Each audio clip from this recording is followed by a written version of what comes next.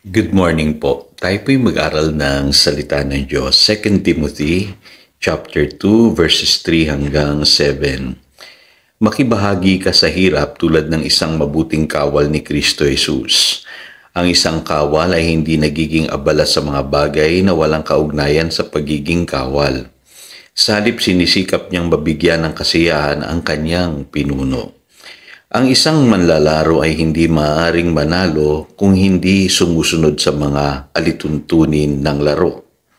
Ang magsasakang nagtatrabahong mabuti ang siyang dapat munang makinabang sa bunga ng kanyang pinaghirapan.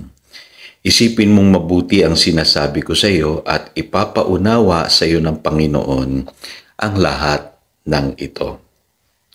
3 life perspectives, tatlong magandang pagtanaw sa buhay. Ang pwede nating pag-aralan ngayon, bagamat ito po ay payo ni Apostle Paul kay Timothy sa kanyang paglilingkod sa Panginoon, pwede nating kunan ng leksyon po itong sinishare ni Apostle Paul kay Timothy ng mga life perspectives. Unang-una po, napakahalaga dyan yung binabanggit niya na dapat po tanawin natin ang buhay sa pananaw ng isang sundalo. So, makikita po ninyo na sa buhay na ito, tayo po ay nasa isang spiritual battle. Yun po sinasabi ng Ephesians chapter 6 verse 12. Kaya dapat po bilang mga mananampalataya, tayo po ay seryoso sa pagtanaw sa buhay. Kasi ang goal natin ay ang mabigyan natin ng kasiyahan yung ating po pinuno. Alam niyo po, makakapamuhay lamang tayo ng kalugod-lugod sa Panginoon kung tayo po ay seryoso. Kung tayo po ay namumuhay ng matino, at hindi natin ginagawang biro yung buhay na ibinigay sa atin ng Panginoon.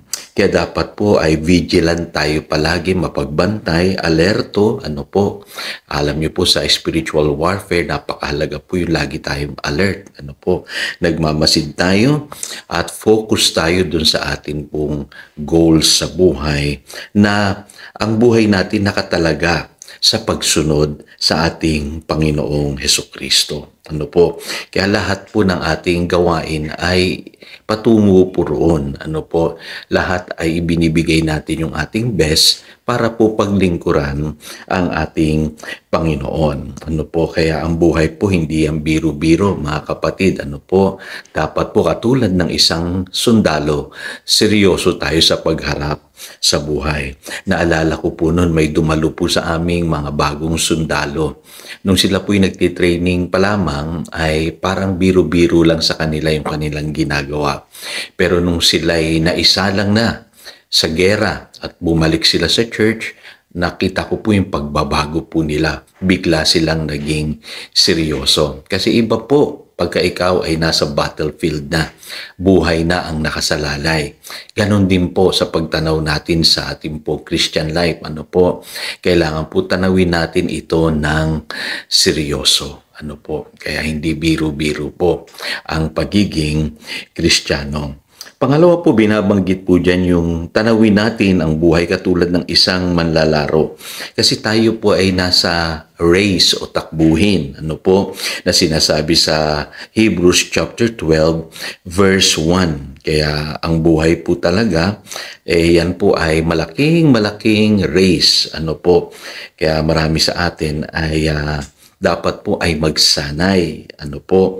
Upang maging malakas tayo at matapos natin yung ating pong takbuhin. Kaya lang po, nakakatuwa ring isipin na bagamat ang buhay ay challenging, ang buhay naman ay fulfilling kapag ikaw ay nag-train. Kasi yun po ang gusto ng Panginoon sa atin. Magsanay tayo sa godliness na sinasabi sa 1 Timothy chapter 4 verse 8. Kasi tayo po ay makikipaglaban o makikipag-compete according to the rules. Hindi natin pwedeng dayain ang buhay. Kaya sa mga atleta, napakahalaga po ng prinsipyo na no pain, no gain. Kumbaga ini-embrace nila yung pain. para masanay yung kanilang katawan sa hirap, para po maging malakas sila at hindi sila madaling mag-give up sa kanila pong larangan. Ano po? Kaya yun din ang pananaw ni San Pablo sa 1 Corinthians chapter 9 verses 25 hanggang 27. Na dapat tayo po ay seryosong mag-train ng ating spirit, soul, and body para kumbaga disiplinado tayo at yung buhay natin ay tunay na magtagumpay sa laro o sa paligsahan sa buhay na ito. Kaya napakahalaga po na makita natin na dapat tanawin natin ang buhay natin tulad ng isang manlalaro. Ano po? At makita natin na dapat tayo po ay malakas, trained, ano po, para humarap sa maraming challenges ng buhay. Pangatlo po, dapat daw po tanawin natin ang buhay sa pananaw ng isang magsasaka. Ano po? Kasi lahat po tayo ay manggagawa sa bukirin ng Panginoon. Yung po sinasabi ng 1 Corinthians chapter 3 verse 9. Kaya dapat po tayong mga believers ay masisipag. Bagamat tayo po ay nagtatrabaho o nagsisipag sa paglilingkod sa Diyos, lagi niyong tatandaan, ang buhay din can be rewarding. Ibig sabihin, meron pong season of harvest.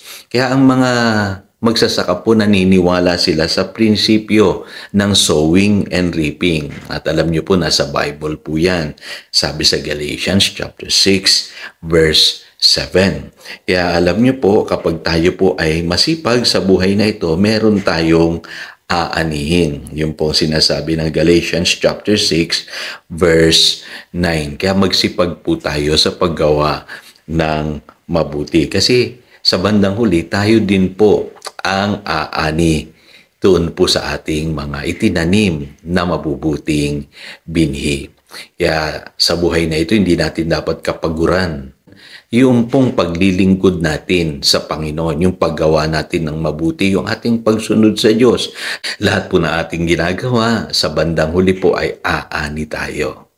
So again, ito si Pastor Jojo, nagpapaalala upang daluyan tayo ng pagpapala, manatili tayo sa kanyang salita. Good morning.